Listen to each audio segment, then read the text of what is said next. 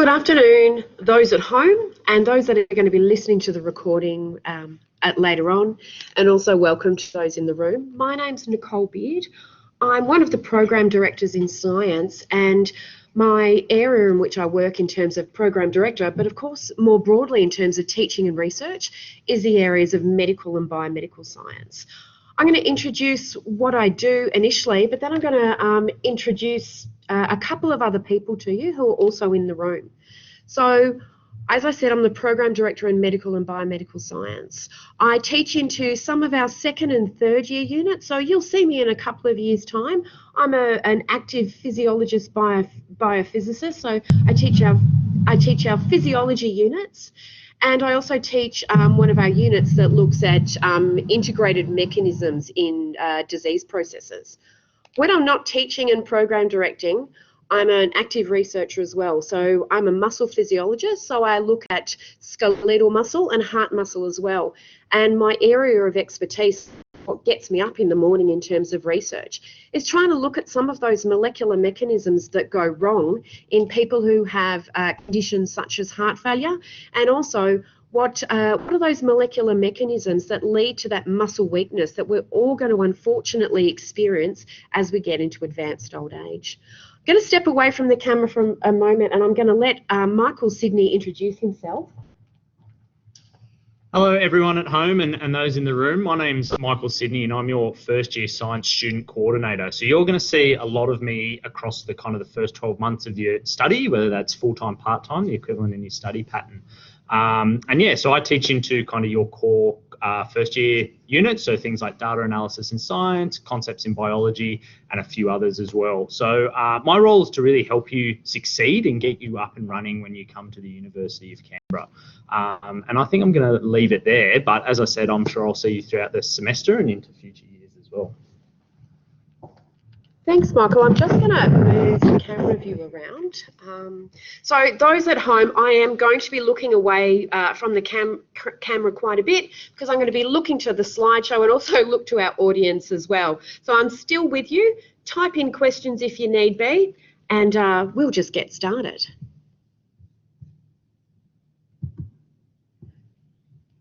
So for all of those who are listening to this session, this is because you've enrolled or accepted an offer in biomedical science, in medical science, or perhaps you've accepted an offer in the Bachelor of Science and you're really looking at some of those majors in the human biology space and in the allied health space. So first I'd like to make an acknowledgement to country. And of course, the University of Canberra acknowledges the Ngunnawal people, who are the traditional custodians of the land in which I'm sitting at the moment, or where our Bruce campus is situated. We do wish to acknowledge and respect their continuing culture and the vast contributions they make to the life of Canberra and, of course, our broader region. We also acknowledge other First Nations people on whose land we gather.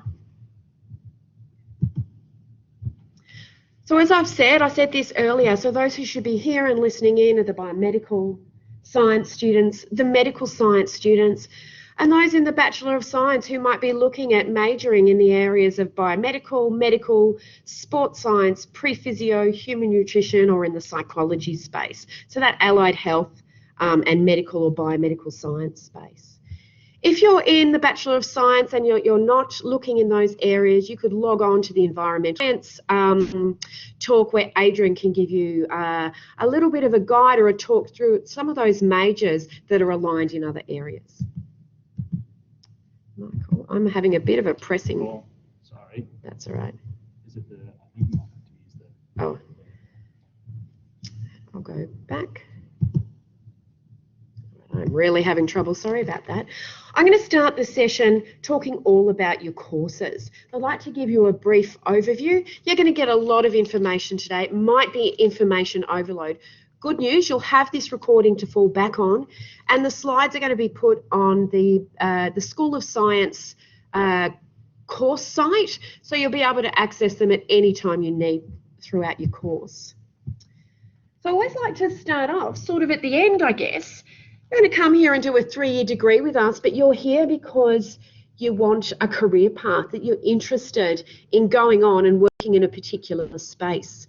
Both the Bachelor of Medical and Bachelor of Biomedical Science, in addition to the Bachelor of Science, where you have those medical and biomedical majors, really does afford you a great series of options in terms of career path. I've listed a number of these here, and a number of these terms such as biomedical scientist, perhaps biochemist, microbiologist, medical scientists, a career path I'm sure you've all thought about. But the skills that you'll be able to gain here at the University of Canberra will allow you to have slightly broader career paths. So you might be considering working as a technician in the allied health research space. Perhaps you're interested in going out into industry and working with one of those great biotech companies we have here in Australia. You might be really interested more in clinical sciences, things like ECG and sleep studies, maybe assessing health technologies, evaluating science, or being a science policy officer. I mentioned some of these because Canberra's sort of that rich environment where we have so many of those government regulatory laboratories, government diagnostic laboratories, but also we house the Department of Health. So a lot of the skills that you'll be using do not mean that you're going to be working forever with a pipette in the laboratory. You might like to take these skills in terms of evaluation or in the policy space. And a lot of our students do go on and take up really rewarding positions in the public service. So we like to think there's a number of things about courses, how we teach our courses, and how we enable your learning journey that set us apart from other universities. We have state-of-the-art laboratories. I'm actually sitting in one at the moment. You can see a picture of where I'm standing at the moment. This is what we call a huge mega lab. This is a great lab that allows interactive teaching, enables you to gain those laboratory skills. So in this lab, we can fit 100 students actually, and we work together as teams, and it's a very interactive environment. We also have some rather specific laboratories as well that are really set up for teaching specifics such as microbiology, immunology, and physiology. And they tend to be a smaller, more intimate lab space. And we work with those lab spaces really well, and we make sure that what we're teaching really is suited to the laboratory. And I did mention the laboratories because we absolutely have a significant focus on hands-on practical skill. So you will be working, as well as learning that theory, as well as learning some data analytics skills, you will learn those technical skills that are really required by the sector, both now and in the future. So you can know that if you graduate from the University of Canberra, that in terms of your practical skills, they're top-notch. You'll be doing the state-of-the-art experiments. You'll be gaining competencies in a wide variety of technical skills that will help you stand out when you're applying for a job, or that will help you go on to a research career if that's the way you want to go. All of our courses have significant opportunity for work-integrated learning, and I will touch on that a little bit later about what it is and why it's so important. Being in Canberra, we're so lucky that we have a number of those government departments and a lot of industry here. We have very intimate links with those departments, those regulatory bodies and that industry. So you'd be able to take a work-integrated placement with them, but they actually come in and help us deliver our curriculum. So what you'll see is we're really setting you up, making sure you're job ready. While government departments and industry are so important, let's think about research. Research is also an industry. I mentioned I'm an active researcher. So your education's actually research-led. So the majority of your academics are member of a particular research centre. In the medical and biomedical space, myself and some of the colleagues you're going to see this year, next year and the year after are members of something that's called the Centre for Research in Therapeutic Solutions. So we're actively researching, and what that enables us to do is to bring to you the latest and the greatest research into the classroom, so you're sort of abreast of some of the real global problems in terms of health and medical research and solutions for these, treatment strategies for these, what we know about these that is, ultimately going to benefit patients.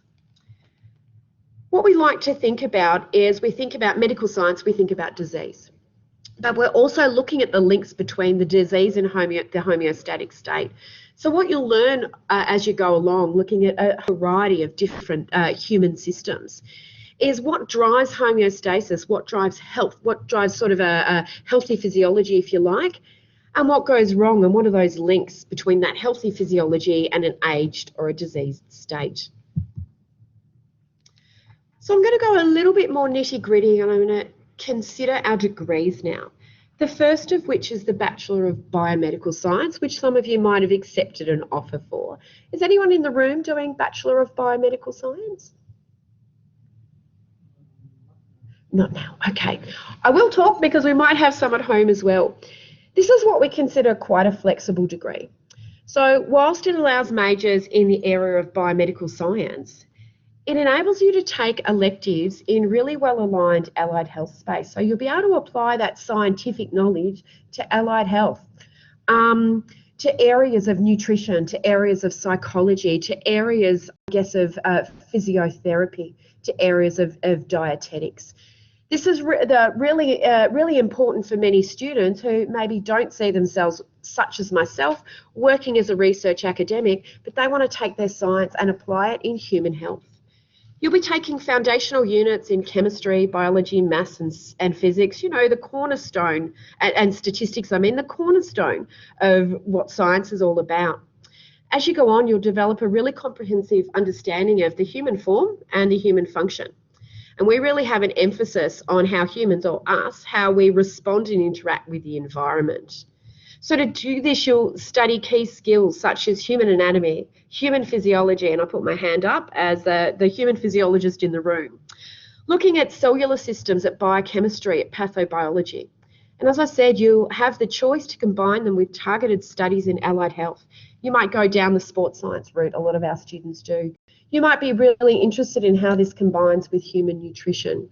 You might also have some interest in psychology. There's such great synergies between medical and biomedical science and psychology as well. But it is a choice and a flexible degree, so it gives you choice. It gives you choice to sort of choose your own adventure to a certain extent, whilst knowing that you're going to gain those really deep skills in biomedical science. And you can take this full-time or part-time. Now we have a Bachelor of Medical Science. Medical, biomedical, the name sounds the same. They do have some quite distinct differences. The Bachelor of Medical Science is our most prescriptive degree. From start to finish, you will have a study plan that doesn't give you the significant amount of choice or flexibility that you get in biomedical science. It does give you 3 open electives, so you do have some choice. But what we think that it does is we've created a program that gives you a really excellent grounding for employment in a wide variety of biological research laboratories and in postgraduate study, particularly in postgraduate medicine. So we're really setting you up more from a research perspective, and also for those who might want to go into postgraduate medicine. I won't ask people to put their hands up in the room, but normally we've done some analysis over the last few years, and up to 60% of people who are going into medical or biomedical science are thinking about postgraduate medicine. So we're helping you meet that target. Again, you'll be taking those foundational units, chemistry, biology, stats and maths, really setting you up for what you'll be doing next. You'll study those key disciplines, so you'll see human physiology again. Microbiology, pathobiology, molecular biology. You'll be then exploring the interrelationships between human health and disease, focusing on, again, cellular biology, but this is when we start to get a little bit more what I would consider hardcore medical. So we're going with that genetics, with those clinical disciplines of immunology, pathobiology, and clinical microbiology. So they're definitely embedded in your program. And in medical science, what we'll be doing is making sure that you're going to have those excellent research skills, because they're so important for you if you're going to graduate from medical science, but we're also going to help and enable you to put your best foot forward if you're going to sit the GAMSAT and if you wanted to go into postgraduate medicine. And again, you can study this full-time or part-time. So if you're really sure about where you want to go, and if you think that you want a prescriptive degree that includes all of those medical science disciplines, medical science is for you. If you're not so sure, if you want flexibility, if you want a partner with units in the Faculty of Health or in Allied Health, biomedical could be for you. And good news, you can actually change your mind after your first year. There's a great way for you to be able to transfer, and we have students do this, and that's something that you can talk to either program directors or certainly to Michael about. So don't be worried that you're wedded to your choice now. Now, the Bachelor of Science, a non-prescriptive degree, I should say.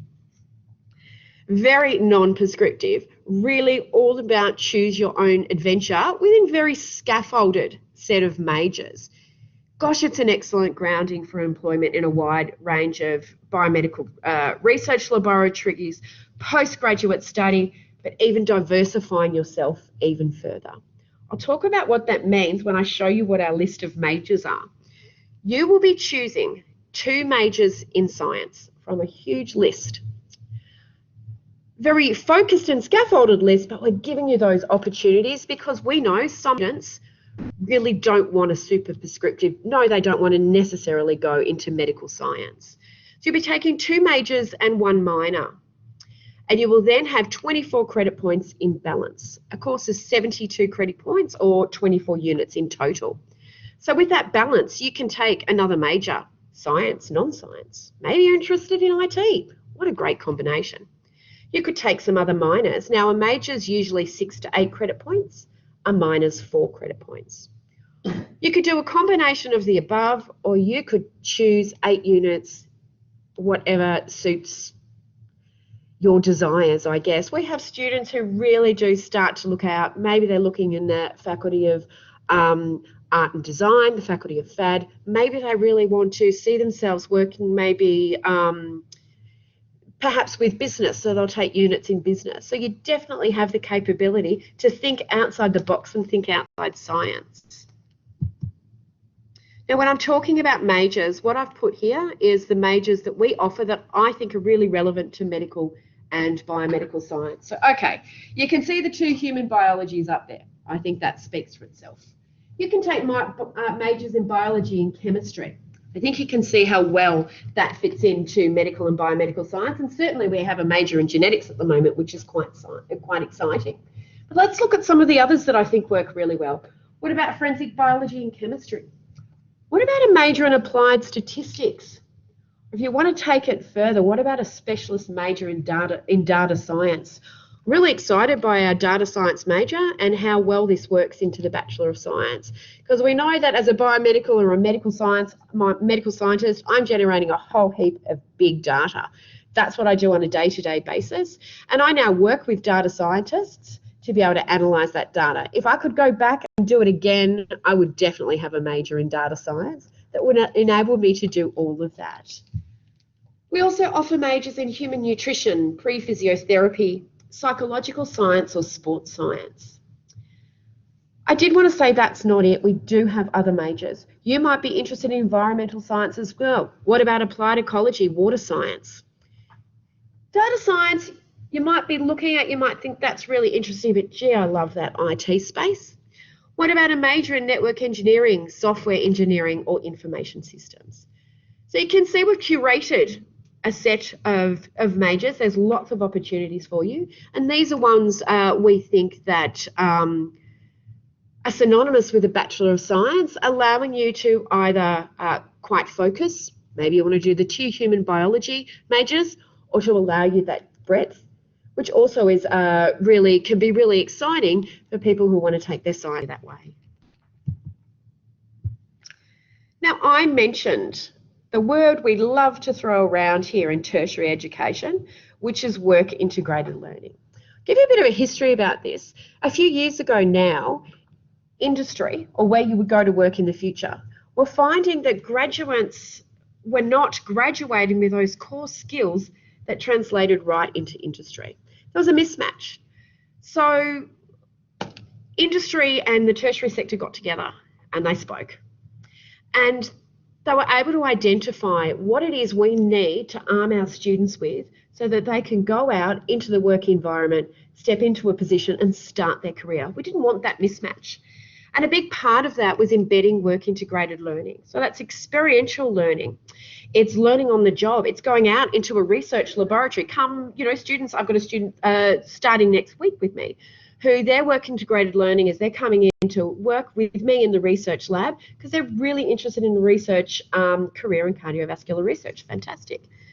But what happens if you don't want to do research? Maybe you want to go and work in the therapeutics goods administration. Maybe you're really interested in things like what the in therapeutics and how we get therapeutics available out into the patient. You can definitely go, we've got partnerships with what we call the TGA. You can go and take what's a unit of credit and you go out and you work on the job with these people in the therapeutics goods administration, for example, and you'll learn what they do on a day-to-day basis.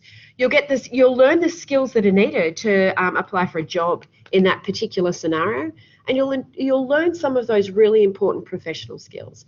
So interestingly, even skills down to how to communicate with colleagues, how to communicate via email, because believe it or not, there's really different ways in which you might write a ministerial brief versus keynotes for one of your colleagues. So it's a great experience. You don't have to go just to the TGA. Definitely we place a lot of students all throughout our government departments here in Canberra and also in private industry. We have a lot of students who are really interested in a career in pathology, and we have some really good partnerships there that can help you reach that potential. So I've mentioned that you can do it out in industry or with our professional partners. You can also, the example I gave earlier would be a research project, work integrated learning. You'll work with one of the research active academics here.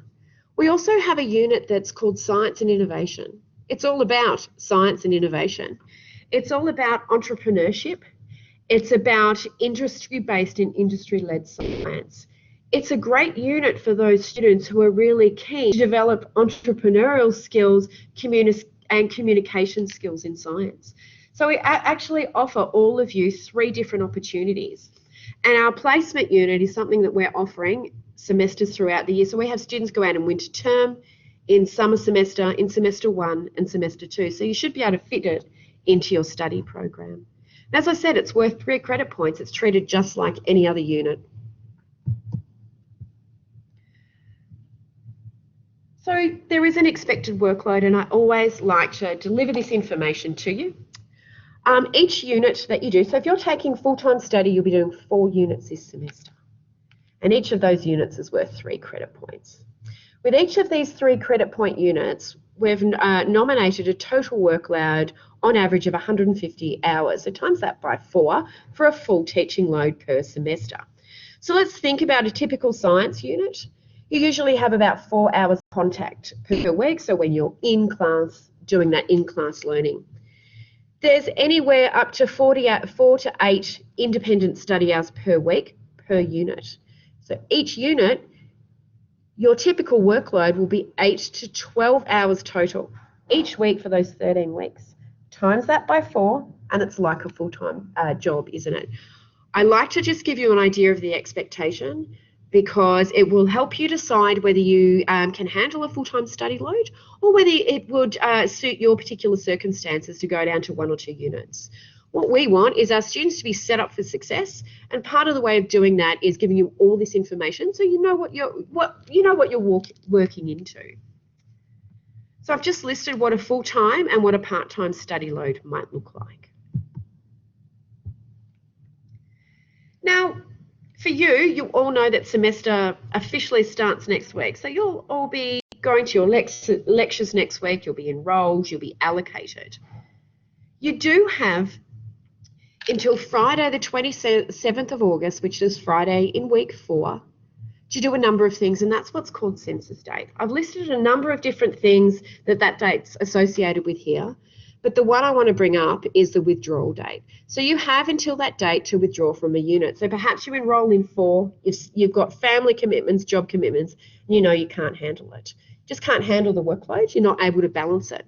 You have until week 4, or I'll use the date, Friday the 27th of August, to actually withdraw from a unit without incurring any penalty, without incurring an academic withheld grade, but importantly without incurring a HECS or a HELP or a tuition fee liability.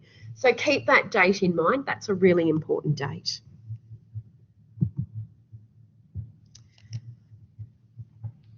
Where do you start? Well, you're here. So you've got here, you're listening to this. So I think you've got over that first hurdle. University space, it's quite a broad, sort of spaced out campus. It can be really a campus. It's really hard to work out who to contact. So I'm only going to briefly go through these because these slides will be up on the Canvas site, and I'll explain Canvas as we go on. And these are the important the who of the who. I think I've said that terribly. So you'll note we have an executive team. Janine Deacon is our executive dean. We have a number of associated deans and, of course, our head of School of Science, who is Tariq Azaz, who popped in before, but he's had to go out and listen to another presentation. Really importantly, and you just met him, is Mr. Michael Sidney, the first-year science student coordinator, and he explained what his role is. I really hope you all get to know him. You'd be lucky if you do. We also have program directors, of which I'm one. So, as I said, I'm Associate Professor Nicole Beard. I'm the program director for medical science, biomedical science, and the particular areas of the Bachelor of Science. But I have a great colleague, Dr. Adrian Dusting, who is a program director, but more in the environmental science and the forensic studies space. So sometimes, especially Bachelor of Science students, are not sure who to contact. We always say your first point of call, if you have a faculty-specific question, is to contact scitech-student inquiries at canberra.edu.au. This is the go-to. We have the most amazing team of education, administrative, you name it, they do it, staff who'll be able to help you. They'll be able to direct you to the right person to contact if you need it. So they'll be able to help you with study plans, and they'll coordinate with Adrian and I when need be. So that is the best place to contact. There's a big team, and they're monitoring their email all the time. Unfortunately, I don't monitor my email all the time because I'm often out teaching and researching. So if you get to them first, they are the people who know it all. So another thing worth knowing is Student Central in Building 1. So for any administrative inquiry that's not, specifically about your course, so if you want to know your password, setting up your student account, you can't work out how to enroll in things. What's this MyUC everyone's talking about? How do I allocate myself to a timetable? What about my ID card? You go to Student Central, which is located in Building 1. They have a great team of staff who'll be able to help you with those inquiries. If you can't get in, you can email them or give them a call. Our faculty actually also has drop-in course advice, and they're actually located there. So as well as going to general inquiries, we'll have members of our team there as well who can help you with things more specific.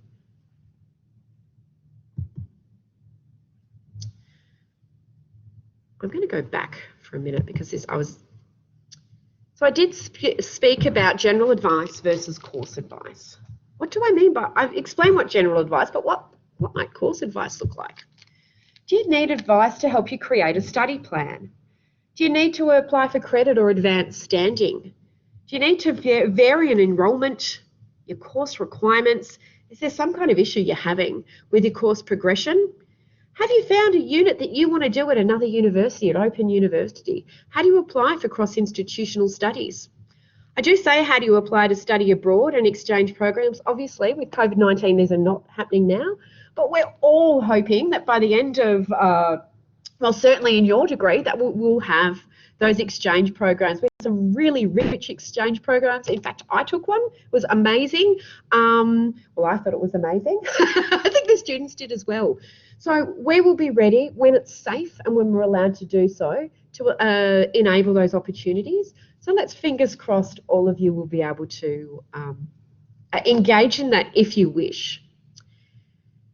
Now, as I said, we've got that SciTech student inquiry email address, but if you want to do a face-to-face drop-in, in semester 2 weeks 1 to 4, they're there Tuesday, Wednesday, Thursday, 10 to 12 in person.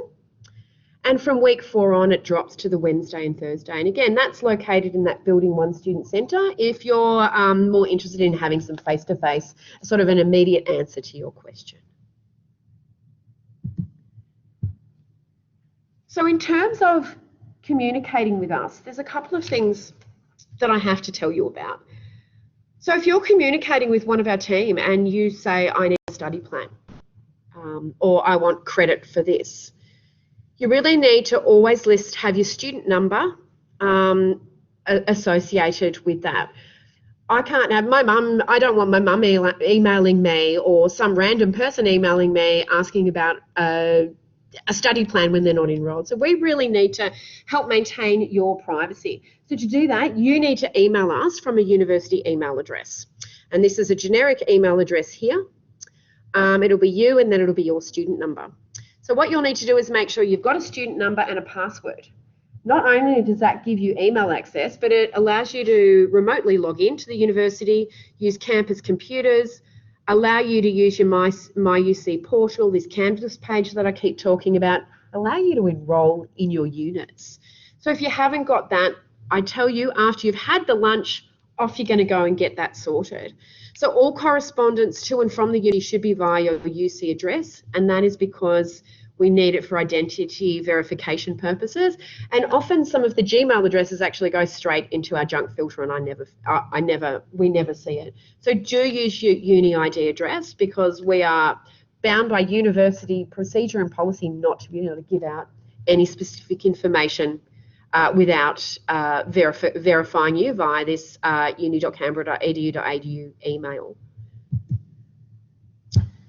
So I've talked a lot about what we might be teaching you, our work integrated learning.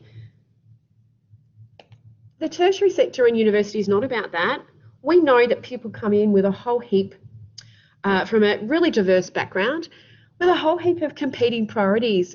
Long gone are the days that every university student's living at home and doesn't have competing priorities. We understand that you do. And to help us with this, we've got a whole heap of support services here at UC. One thing I really love talking about is our UC mentorship program. It's called UC Thrive. This is something that is available for new students at UC because you're not alone. It can be really quite daunting to come into a big campus, particularly if this is your first time living in Canberra as well. I think that adds that extra layer. So you're going to get, you can enrol for this program and you can be mentored by students who are in second and third year who've been through it all. So it's a really nice peer mentoring program. So you can just register and be matched up with a mentor, and I've given some details there. But when you're in your second and third year, you might also think that you might want to be a mentor and help some of those new students as they come in. And we really encourage as many students who feel they can to do that. It's such a great system. So study skills are really important. How you study and ways in which you study that are efficient to make sure that you can get the best outcomes possible in your units, but also balance uni versus personal life.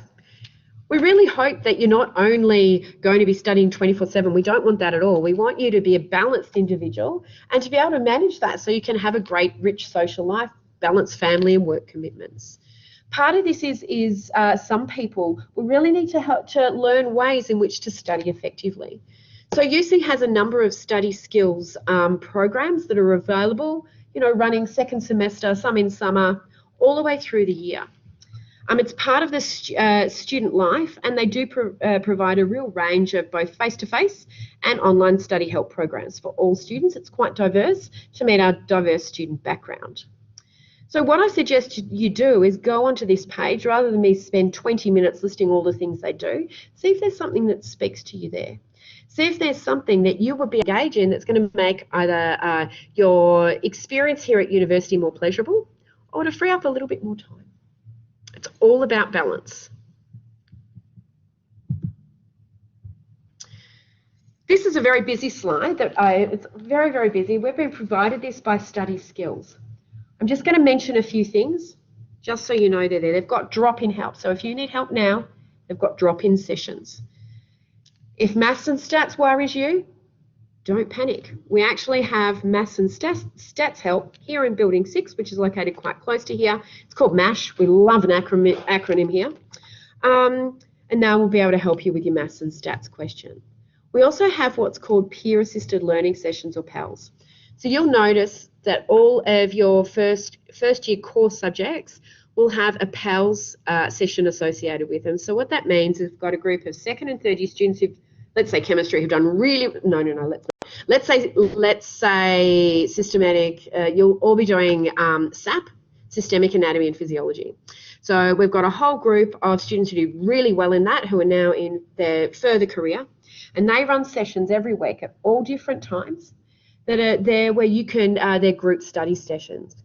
I have to tell you, this PALS or this peer-assisted learning sessions are something that I implore you to consider, even if you're doing okay, because you know what, maybe you're getting a distinction.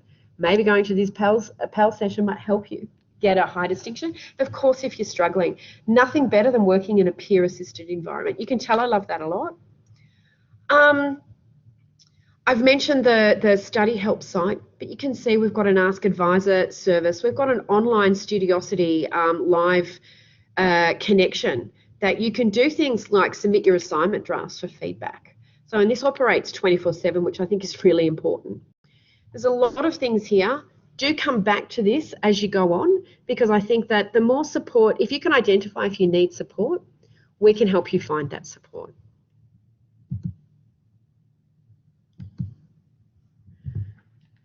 So some more support comes in more structured ways, but there's a great value to a student society and the support and friendship that can actually sort of generate. We have this year, I'm so excited, we have what's called UC BAMS. So we have a new student-led society that really will help facilitate the academic, social and professional development of the UC Biomedical, Medical and Science students. This started up earlier this year. I was so excited to see the students do this. I suggest you join. It's very, very easy to join. I'm a member, but I don't take part in any decision making. I'm just there to support our students, and if they need any from an academic point of view, I'm there, and I've always said I'll flip burgers for them, but they haven't taken me up on that opportunity yet. Maybe they know how poor a cook I am. All these details will be flashed at you as we go along. See what they're all about. Join. They've just started, and oh my gosh, they've started off with some really good things. So they'll not only be doing academic, they'll be doing professional development and also some social activities. We don't only have a biomedicals, we don't only have BAMS. You'd be quite welcome to join our Forensic Student Association. UC Supporting Women in STEM, and also the UC Environmental Society. And all of these societies, their details will be out there for you. Don't worry, you'll see it in a lot of different places. And you can join, see what they're all about. So I've talked a little bit about this thing called Canvas. So Canvas is your learning platform. So all of the units you're enrolled in will have their own site and a Canvas site. And it will look a little bit like this. So you will open Canvas and you will see your 4 units if you're enrolled in 4. You'll also see a School of Science course advice site. Now, Canvas is a really important tool to be actively checking from looking at all of your learning resources for your unit. So you might have your lecture PowerPoint slides. That's how your lecturer and convener will communicate with you. There'll be all these amazing resources in terms of on a unit basis. But the one I really want you to have a bit of a scroll around in this week before you get to class is the School of Science course advice site. So that's the Canvas site where these slides will go. That's the Canvas site where you can find the email address that I spoke about that's really hard to remember, that SciTech-Student Inquiries. That's where you can find upcoming events. That's where you can find information on work integrated learning, job and volunteer opportunities as they come along, information about our student societies, but we will also have information there for you that we want to deliver to all of the science students. And of course, you'll find all your study plans there if you need to. So you can see them linked down here. So it's course-specific information. Lots of announcements. We really like to keep this a site for you for science students, so you've got one area to come to for all of these kinds of opportunities. And you'll see that on your dashboard. Don't have to enroll in it. You don't have to enroll in any Canvas site. You'll be automatically enrolled in this one, and once you're enrolled in a unit, you get automatically enrolled in that Canvas site as well. So it'll appear on your dashboard for you. Now, I've given you a lot of information. Now, if you can 10% of what I've said, I think I'm winning.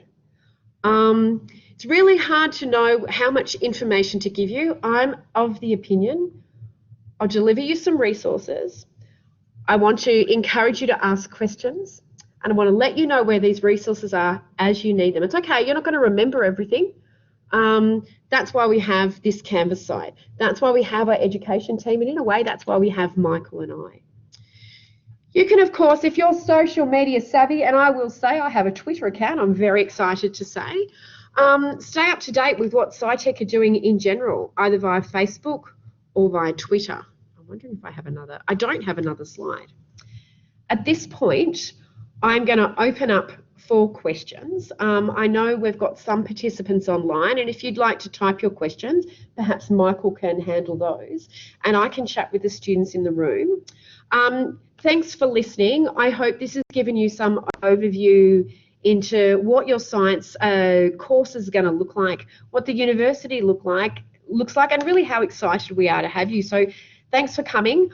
I will probably not see you in first year, but I tell you what, you'll be taking my third year subject, no worries. All science students will.